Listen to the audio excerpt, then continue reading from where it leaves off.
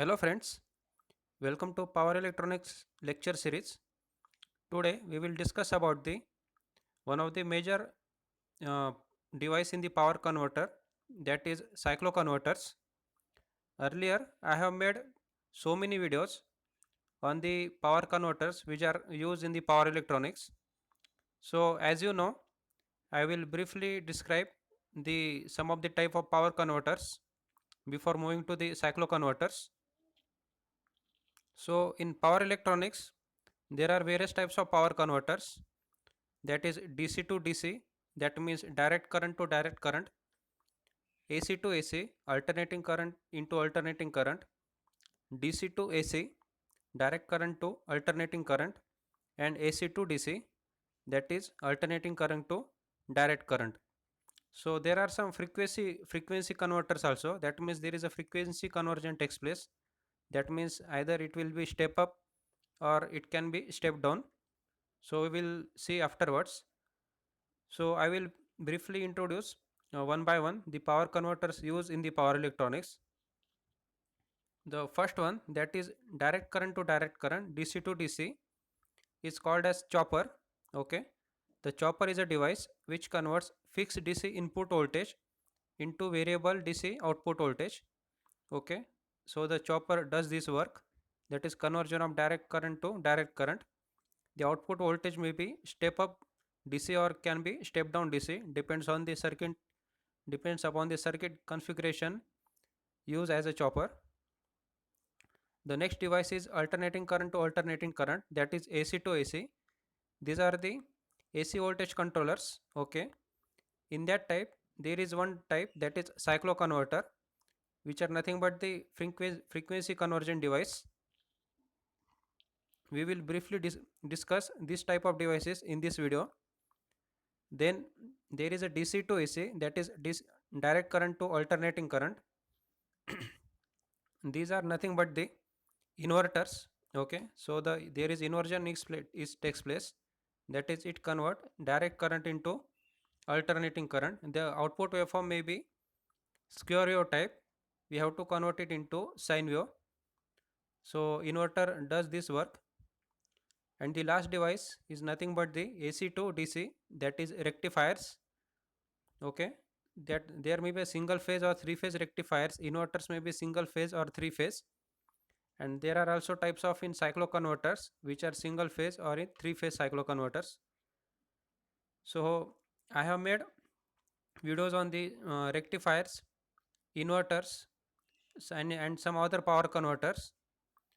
We will discuss today regarding the cycloconverters, which are nothing but the frequency converters.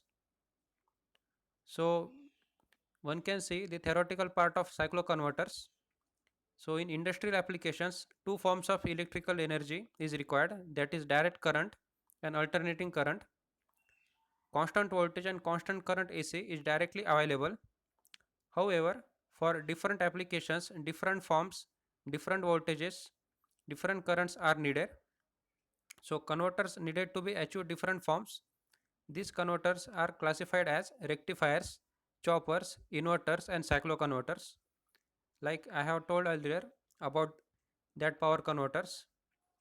So cycloconverter is a device that converts AC power at one frequency into AC power of an adjustable but lower frequency without any direct current or DC stage in between them.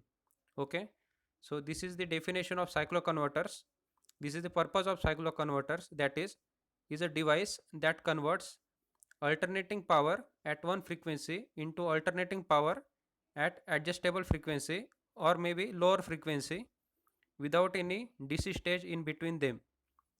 Okay, so these are nothing but the frequency converters, that is at the input of cycloconverters there is AC power having particular frequency, and at the output of cycloconverter there will be AC power, but it will have step down frequency, that is lower frequency as compared to input frequency.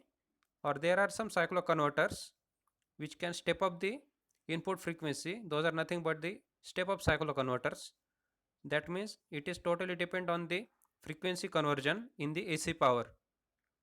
So one can see the basic small diagram one basic block diagram of cycloconverter, that is at the input fixed voltage fixed frequency AC input is given at the input of cycloconverter. Thus the cycloconverter will step up or step down the input frequency as the application needed. So at the output we are getting AC waveform, but it will have variable frequency. It may be a step up frequency or step down frequency. So please remember, this is the basic function of cycloconverter, which are nothing but the frequency converter, and which is also the type of power devices used in power electronics. So there are various applications of cycloconverters. There are so many advantages. Some are the disadvantages regarding with the cycloconverters. We will see it one by one. So let's move forward.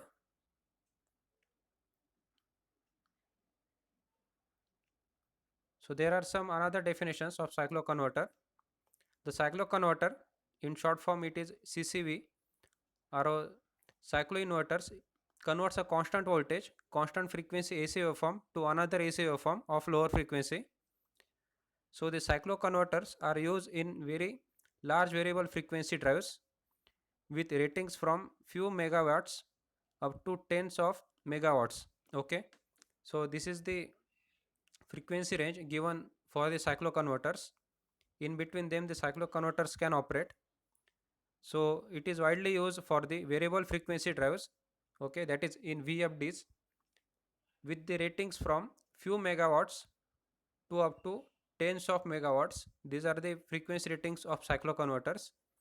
We will see the detailed specifications regarding the voltage, current and frequency and the output power in next video regarding with the cycloconverters. So we will see the types of cycloconverters.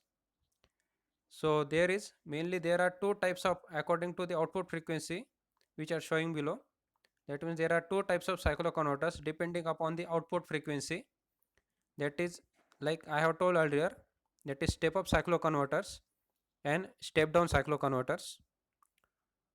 Okay, step up means which will increase the frequency at the output side or step up the frequency at the output side, and step down means the frequency at the output side is lower than input frequency of the AC waveform. So from the definition we can clear this thing. So the first one, that is what is step up cycloconverter. So from the definition we can see that it can provide an output having the frequency greater than the input frequency by using line commutation technique. Okay, so step up cycloconverters can provide an output having frequency greater than input frequency, and to commutate the SCR or turning off the SCR, the SCR used in the circuitry of cycloconverters, the line commutation is used. And the second type is step down cycloconverter. So it provides output having lower frequency than the input frequency by using force commutation. So in the circuit of step down cycloconverters, there are also so many SCRs can be used to convert frequency conversion, to convert one form of frequency to variable frequency. There are so many SCRs. So the turning off of the SCR can be done through this force commutation. So this is the basic difference between step up cycloconverters and step down cycloconverters. In this video, I will tell you about step up cycloconverters, its circuit diagram and its working and its waveform. So let's see the next point.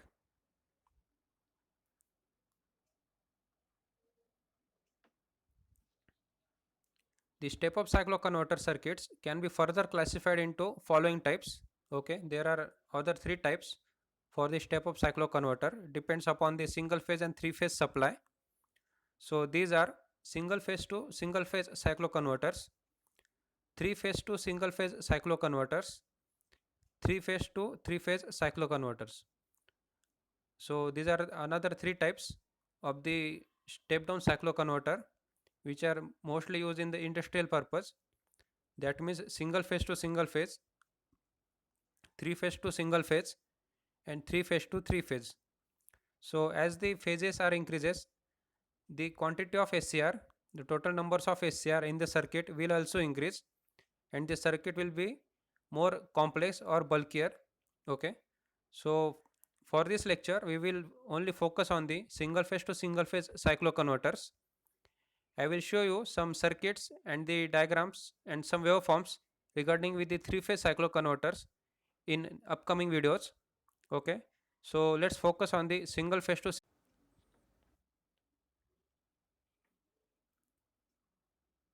We have already seen the first part of or first type of single phase to single phase cycloconverter, that is step up cycloconverter in last video. So in this video we will discuss about the single phase to single phase step down cycloconverter, which are most widely used in industrial application. These are most common and those are most popular cycloconverters and has very wide application in industrial purposes. So the circuit diagram for the step up cycloconverter and step down cycloconverter will be same. There were also two topologies in step up cycloconverter, that is midpoint type and bridge type. In step down cycloconverters there are also two topologies for the circuit diagram, that is first one is midpoint type and the B is bridge type. So we can see in the midpoint type of cycloconverter, that is in step down cycloconverter, there is a AC supply at the input shown by Vs. The secondary of transformer is center tap. Okay, this is nothing but the point O. The load is connected between point O and the point A, capital A. There are total 4 SCRs are used for the frequency conversion. That is in the upper part there are two SCRs, that is P1 and N1, which are connected in anti-parallel manner, and P2 and N2, which are also connected in anti-parallel manner. So P1 and P2 are works for positive part of the output voltage, and N1 and N2 work for negative part of the output voltage. There is another topology for the step down cycloconverter, that is bridge type cycloconverter. We can see there are total 8 SCRs are used. Here for the positive part P1, P2, P3 and P4 SCR will use, and for the negative part at the output voltage N1, N2, N3 and N4 SCR are used. So please remember these two circuit topologies for step down cycloconverters. The same topologies used in also step up cycloconverters. I have made one video regarding with the step up cycloconverters. You can refer this video also. So let's move forward for the operation of step down cycloconverter. We can understand it from the circuit diagram. So the VAO is the AC input supply. The first waveform is of AC input supply. It shows that the polarity between point O and the small a. Okay, these points we have seen in the circuit diagram, and the dotted line is the envelope of voltage between VBO, that is voltage between point B and O. Okay, the dotted line is envelope of this voltage. So during positive half cycle, that is when VAO is the positive, the SCR P1 will conduct. Okay, why P1 is conduct? Because P1 is forward bias. Okay, we can see during positive half cycle SCR P1 and SCR N2 are in forward bias.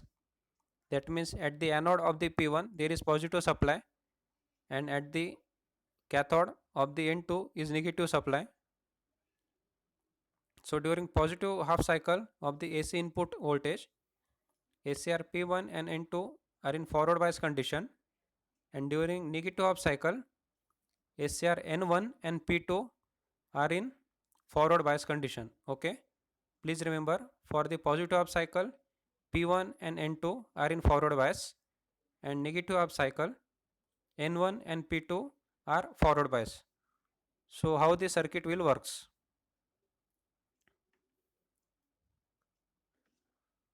So when VAO is positive, that is for a positive half cycle of input voltage, SCR P1 will trigger.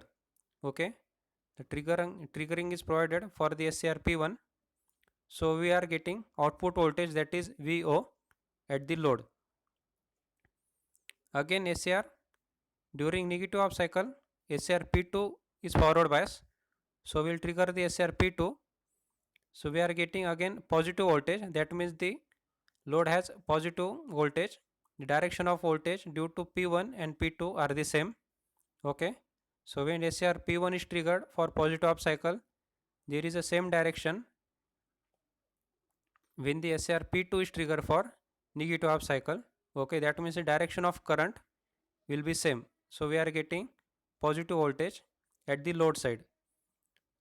So I will again repeat the procedure or the operation of the circuit. That is, during positive half cycle, when VAO is positive, the triggering is provided for P1 because P1 is in forward bias. So we are getting output voltage across the load. So during negative half cycle of VAO, SCR P2 is triggered. So we are getting again positive voltage across the load because the direction of currents will be same.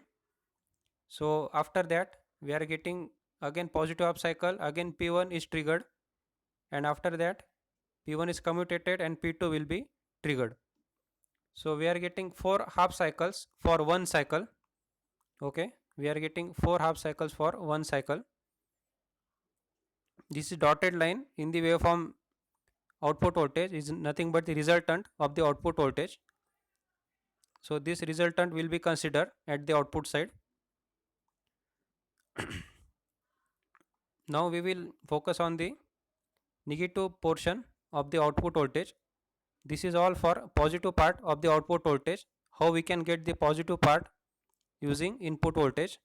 So we will focus on the negative part of this output voltage. So during negative supply, there are total 2 SCRs are in forward bias.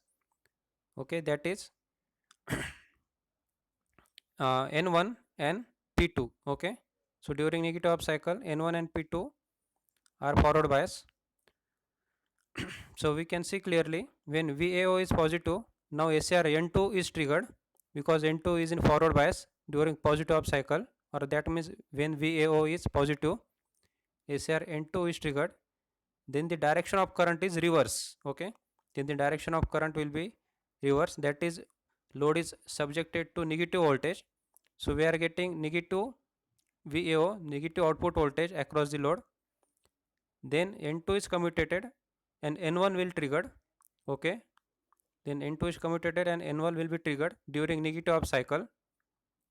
Again we are getting negative voltage because the direction is reverse across the load.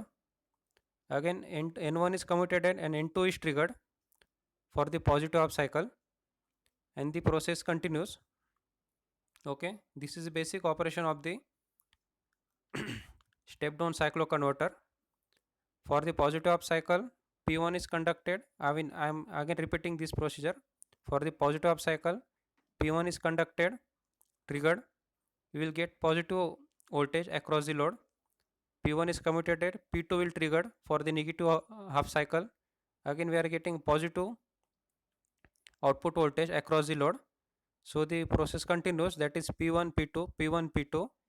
This 2 SCRs are used for the positive portion of the output voltage, and for the negative portion or the negative part, SCR N2 N1 N2 N1 are used.